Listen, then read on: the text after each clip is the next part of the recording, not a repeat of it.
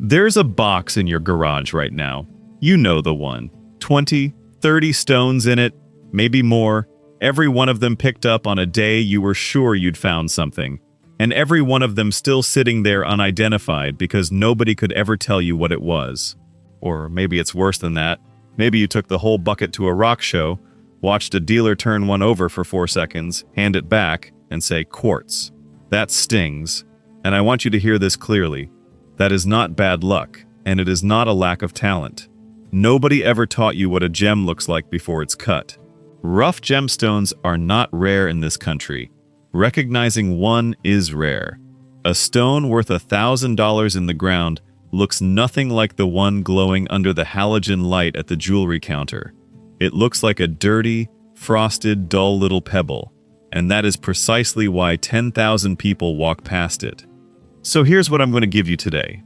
8 separate field tests you can run with a $3 bag of silicon carbide grit, the same abrasive lapidaries have used for 130 years.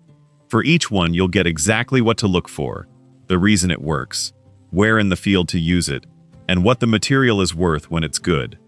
The 8th test is the one almost nobody outside a cutting shop knows, and it's the one that finds the single most valuable thing you can pick up off American ground. So stay with me to the end. Before we start, if you've ever carried a stone home in your pocket, absolutely certain it was something, only to find out it was nothing, tell me in the comments what you thought you had. Now, why does a bag of gray powder replace a $100 test kit? Here's the mechanism, in plain language. Every stone that has been lying on the surface of the earth is wearing a mask. Rain, groundwater, sunlight, and river sand attack the outside of a pebble for thousands of years. Iron dissolved in the water stains the skin brown or orange. Silica precipitates onto it and forms a dull white or gray rind. Tumbling in gravel frosts the surface with millions of microscopic fractures, and a frosted surface scatters light instead of letting it through. So the outside of the stone tells you almost nothing about the inside of the stone. A ruby with a weathered skin looks like a brown potato. A fine piece of jade looks like a gray river cobble. That's not an exception. That's the normal condition of every gem lying in a creek in North America. This is why lapidaries charge you bench time, usually somewhere between $25 and $75 a stone, to grind a small flat spot and tell you what's underneath. They call it putting a window on it. That's it. That's the whole service. Now, hardness is the one property a rock cannot fake. Color lies, luster lies, shape lies, weight fools people all the time. But how hard a mineral is comes straight from its atomic bonding, and it does not change with staining, weathering, or wishful thinking. Silicon carbide sits at about 9.25 on the Mohs scale. Only diamond beats it. Edward Acheson cooked up the first batch in 1891 in Monongahela City, Pennsylvania, while trying to make artificial diamonds out of clay and coke, and he patented the process in 1893. When it first appeared, it was one of the most expensive substances on the market. Today, a pound costs less than a pizza. That's the whole trick. You're holding the second hardest abrasive on earth for pocket change, and it will cut a window into anything you can pick up. The first thing that powder does is the window itself, and this single move solves more mystery rocks than every other test combined. You need a flat scrap of plate glass, a piece of unpolished granite tile, or even a flat river cobble. Sprinkle a spoonful of 220 grit on it, add enough water to make a gray slurry, and rub the stone in a figure 8 for about 90 seconds under firm pressure. Always wet. Never dry. Silicon carbide and quartz dust in your lungs is a genuine hazard, and water kills it completely. What you're looking for is a flat spot the size of a pencil eraser. Then switch to 600 grit for another minute, and the spot goes from gray and cloudy to nearly clear. Now wet it with a drop of water and look through it against a bright sky. That's the moment. That's when the brown potato turns out to have a deep red glow inside it. Grind the back or an ugly corner, never a natural crystal face, because if the stone has a clean crystal shape, that shape is itself evidence, and you don't want to destroy it. Do this on gravel bars where the water slows on the inside of a river bend, because that's where the heavy, hard material drops out and sits. The beginner's mistake here is judging the stone by its skin and throwing it back into the creek. I would bet real money that most of you have thrown away something good and you had no way of knowing. That ends today. Because once you have a window, the stone starts telling you things, and the second thing it tells you is written in the mud you just made. Look at the slurry. That gray water now has your stone's powder in it, and powder color is the single most reliable field property in mineralogy. Rinse the plate, grind for 20 seconds on a clean spot, and study the streak that comes off. Almost nobody thinks to do this, because the classic streak plate is unglazed porcelain, and porcelain only runs about 6.5 on the hardness scale, which means anything harder than a piece of quartz refuses to leave a mark on it. That's why the streak test fails exactly when you need it most. Silicon carbide has no such limit. It powders everything. Here's why it works. A mineral's powder color is its true color, stripped of the surface films and the light scattering that fool your eye on a whole specimen. A heavy black stone that leaves a rusty red-brown powder is hematite, iron ore, worth pennies. The same black stone leaving a plain black powder is magnetite. A brassy yellow lump that makes people's hearts jump leaves a greenish-black powder. That's pyrite, and it's just iron sulfide. Real gold doesn't powder at all. It smears, because gold is malleable and metal doesn't shatter into dust. That one distinction has ended more arguments at more tailgates than anything I know. Use this at old mine tailings and dump piles, where the ore minerals are concentrated and the labels are long gone. Quick pause here, because this is the part where I have to be useful and honest at the same time. Everything I just walked you through and dozens more signs like it is inside the Rockhound's Compass, 2026 edition. 50 field-tested ways to tell a gem from a pretty rock before you ever leave the creek. What each stone actually looks like in the rough, and the ground that has to be there for it to exist at all. Links in the description. QR code on your screen. This is the season you stop filling buckets with quartz. Third test, and this is where you finally get to kill the villain of this entire hobby. As you grind, pay attention to how fast the stone gives up. This isn't guesswork, it's a direct hardness reading, and hardness climbs steeply. Common quartz sits at 7. Bottle glass sits at about 5.5. That gap sounds small on paper, but under silicon carbide, glass surrenders in 15 seconds and cuts with a soft, greasy drag, while quartz fights you for a full minute and cuts with a hard, clean, squeaky bite. Calcite at 3 vanishes almost instantly. Topaz at 8 barely moves. You'll feel the difference in your fingertips faster than you'll see it. And glass is the imposter that has fooled more American rockhounds than every other look-alike combined. A piece of old bottle glass rolled in a river for 50 years gets frosted, gets rounded, gets a beautiful soft blue or green tint, and looks exactly like a water-worn gem. 2 more 5-second checks close the case. Drag a steel knife blade across a hidden edge.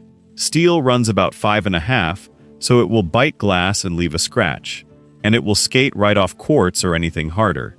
And weigh it in your palm against a same-sized pebble. Glass is noticeably light, while garnet, zircon, and corundum feel dense and wrong for their size, almost like they're made of metal. Do this test on beaches, old dumps behind homesteads, and any gravel near a road, because that's where broken glass lives. But that same hardness read has a second job, and this is the one that turns a black rock into a red one. Fourth, grind a thin edge and let light do the work. Take the sharpest corner of the stone and work it down at an angle until the edge gets genuinely thin. Thin as a fingernail, sometimes thinner. Then hold that edge in front of a flashlight or up against the sky. Here's the mechanism. Color in a gemstone is caused by trace elements absorbing certain wavelengths as light passes through, and the thicker the stone, the more light gets absorbed, until a richly colored gem looks flat black. Almandine garnet does this constantly. So does dark tourmaline, dark sapphire, and good bloodstone. Thin the edge and the light finally makes it through, and a dead black pebble lights up deep blood red, or bottle green, or plum purple. This is exactly how you separate a garnet worth having from a chunk of basalt worth nothing, and the visual is unmistakable. One glows, the other stays black no matter how thin you go. Garnet-bearing gravels show up across a lot of the west and in the stream beds draining old metamorphic country in the southeast. And clean, well-colored garnet rough runs anywhere from a couple of dollars a carat for common material up into the hundreds per carat for fine, eye-clean color. The beginner's mistake is assuming black means worthless. Black usually just means thick. Fifth, read the luster on the fresh face, because luster is a fingerprint and the weathered skin erases it. Once you've got a clean ground and polished window, tilt it under the sun and ask one question. How does the light sit on that surface? Quartz gives you a glassy, bright, slightly cold shine. Feldspar gives a pearly sheen that shifts as you turn it. Jade and serpentine give a soft, waxy, almost soapy look, like a candle. Sphalerite and some garnets look resinous, like hardened tree sap. Metallic minerals look like polished steel and nothing else. This works because luster is really just a measure of how much light bounces off the surface versus how much sinks into the stone, and that depends on the mineral's density and internal structure, properties that don't wash off. Use this at road cuts and weathered pegmatite outcrops, where fresh rock is exposed and half a dozen different minerals sit side by side in the same face. The mistake here is trying to judge luster on a dirty, frosted outer surface, where every stone on Earth looks the same dull gray. You cannot read luster through a mask. Look, I'll be straight with you. The 50 checks in the Rockhound's compass are laid out across 5 chapters, ordered so you can actually work through them in the field, with the book open in one hand and the stone in the other. Not memorized, not studied, just used. If you've been watching these videos thinking there's something out there you keep walking right past, that's the move. Links in the description below, QR code on screen. Make this the year you finally know what you're holding. Sixth, hunt for bubbles in your window. This one is short, brutal, and final. Get the window down to 600 or 1000 grit, wet it, and look into the stone with a 10-power loop. If you see round or teardrop-shaped bubbles suspended inside, perfectly round, like soda fizz frozen in place, you are almost certainly holding man-made material. Glass and smelter slag trap gas as they cool from a melt. Crystals don't. A crystal grows atom by atom from solution or from cooling magma, in an orderly lattice, and that process does not produce round gas bubbles. Natural stones have inclusions, absolutely, but they look like needles, feathers, flat-heeled fractures, tiny mineral crystals, or ragged fluid pockets with angular corners. The only common natural exception is obsidian, which is volcanic glass and can hold bubbles legitimately. Slag is the second face of our imposter, and it fools people badly. Bright blue, green, purple, glassy, gorgeous, found in piles near any old smelter site, and worth essentially nothing. Round bubbles plus a knife blade that bites equals slag or bottle glass, every single time. Now let me tell you about a man who nearly made this exact mistake with a stone worth more than a truck. On Labor Day of 2020, a bank branch manager named Kevin Kennard from Maumelle, Arkansas, drove down to the Crater of Diamonds State Park near Murfreesboro with a group of friends. That's a public fee dig site. You pay a small admission, you dig a plowed field, and whatever you find is legally yours to keep. Kennard had been going there since a school field trip in the 6th grade and had never found anything. Walking the southeast section of the search area, he bent down and picked up a marble-sized crystal off the dirt. He said later it looked interesting and shiny, so he dropped it in his bag and kept going. He thought it might be a piece of glass. At the end of the day, he took his bag to the park's identification building almost as an afterthought and walked out having found a 9.07 carat brandy brown diamond, the second largest stone recovered at that park since it became an Arkansas state park in 1972. He named it the Kennard Friendship Diamond, 9.07 carats, found on 9/7. And here's the lesson, and it's the whole reason we're talking today. He did not know what he had. It sat in a bag next to ordinary gravel for hours. More than 30,000 diamonds have come out of that field since 1972, and the largest diamond ever found in the United States the 40.23 carat Uncle Sam, came out of that same ground back in 1924. The stones are there. The recognition is what's missing. Seventh, watch how the stone breaks while you're working it. When silicon carbide is biting, small chips flake off the edges, and the shape of those chips is a mineral property called cleavage. Some minerals have atomic planes that are weakly bonded, so they split along flat, mirror-bright surfaces at repeatable angles. Feldspar does this in two directions at right angles, giving you little stair-step faces that flash all at once when you rotate the stone. Calcite splits into slanted blocks. Fluorite splits into triangles. Quartz and agate and chert have no cleavage at all. They break in smooth, curved, shell-shaped scoops with a rippled edge, what geologists call conchoidal fracture, exactly like a chipped windshield.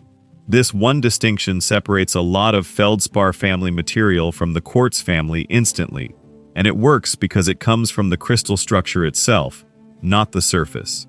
Look for it in weathered pegmatite outcrops, and at the contact line, where two different rock types meet. Those contacts are where hot fluids traveled, and where crystals had room to grow. The mistake beginners make is grabbing a bright flashing crystal and calling it a gem, when those flat mirror faces usually mean common feldspar. Which brings us, finally, to the test I promised you at the start, the one where this powder identifies a stone not by cutting it, but by failing to. Here's the 8th test, and it's the most valuable thing in this video. Silicon carbide is about 9 1/4 on the Mohs scale. Corundum, that's the mineral family that gives us ruby and sapphire, is a 9. Diamond is a 10, and that scale is deceptive because the gaps aren't even. Measured properly on the Coop scale, quartz comes in around 800, corundum around 2000, silicon carbide around 2500, and diamond somewhere north of 7000.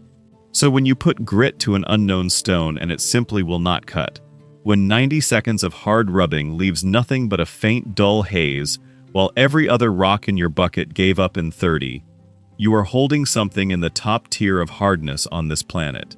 Corundum will eventually yield, slowly and grudgingly, and it takes a beautiful glassy polish afterward. Diamond will not yield at all.